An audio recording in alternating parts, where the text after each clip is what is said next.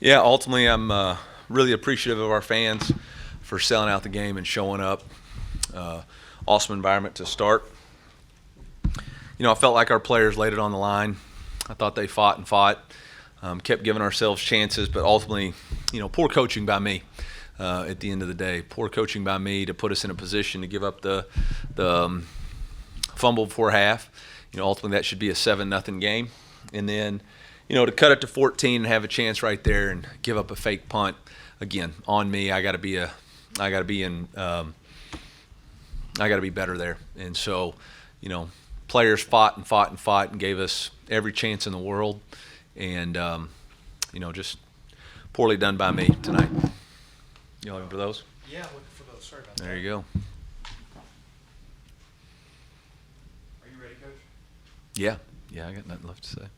Coach, what did you make of how Matt fared tonight in his first start? Yeah, he got off to a really slow start. We didn't do a good enough job getting him comfortable throwing the football. Completions were tough. They were challenging every throw. But I thought he did a nice job of, trying the deep ball, which created some pass interference calls. I thought Donovan had a couple of big catches. But ultimately, we got to do a better job with a freshman quarterback protecting him. There can't be free runners on him, and that happened too many times on third downs. And obviously, one of the serious momentum changes of the game. So.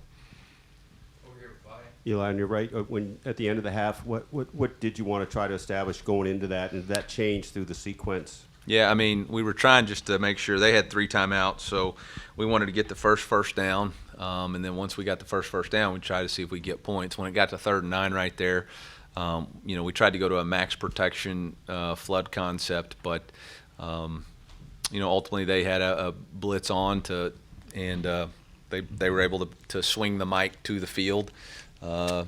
And ultimately had a free hitter. So that's my fault. It's poor scheme. I gave the okay to try to get the first down there, and I should have said to throw a screen instead.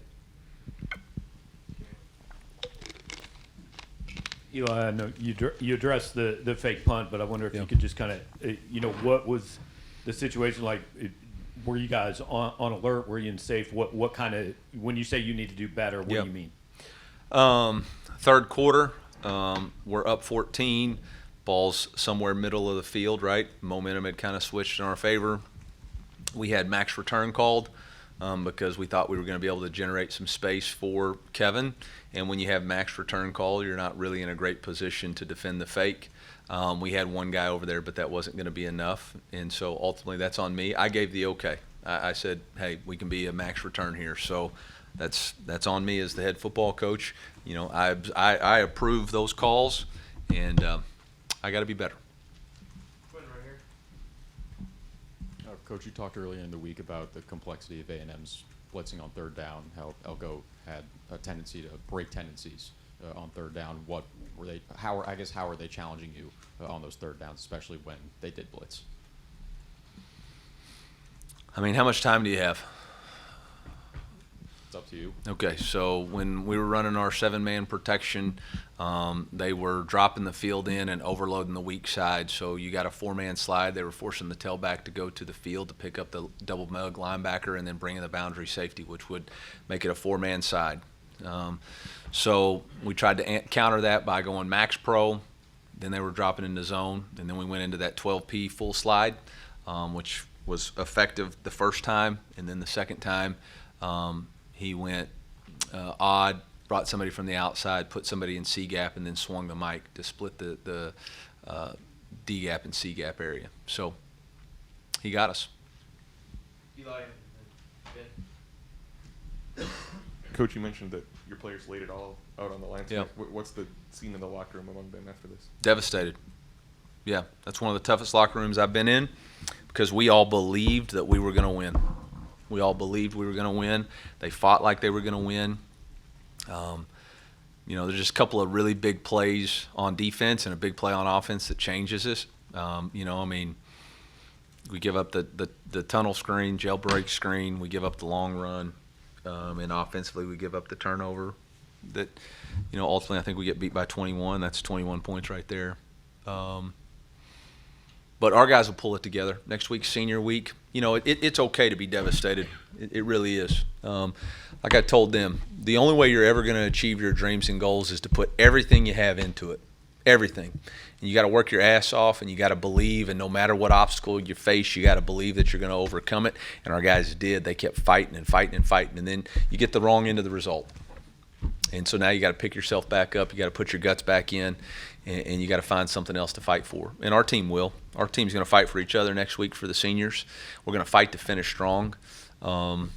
We were in this situation last year after South Carolina, and we found a way to just keep fighting and believing. And that's ultimately what we're going to do. This team has a lot of strong leaders on it, and we're not going out like that.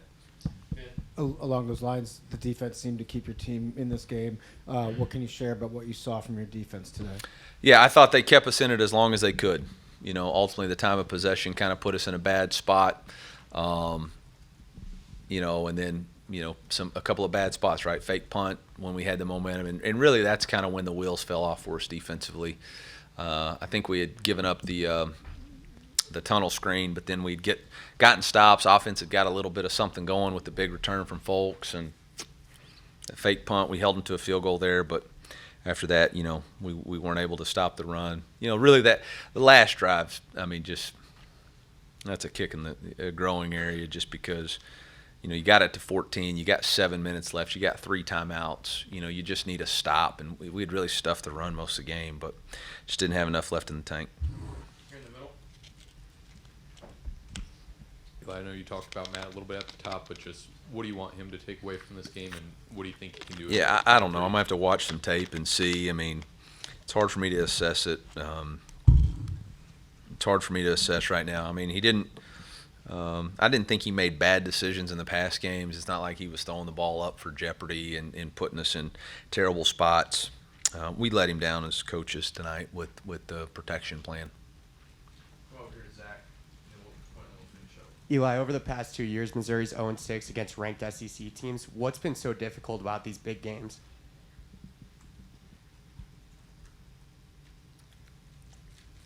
Yeah, they're good teams. They're good teams, and I don't do a good enough job coaching. We're going to finish with punt. Coach, Ahmad Hardy was not on the field for much of the first half, especially after that first drive. What was his status throughout those opening 2 quarters where he wasn't on the field? I mean, he finished with 13 carries for 114 yards. So, you know, there's other players out there, I guess.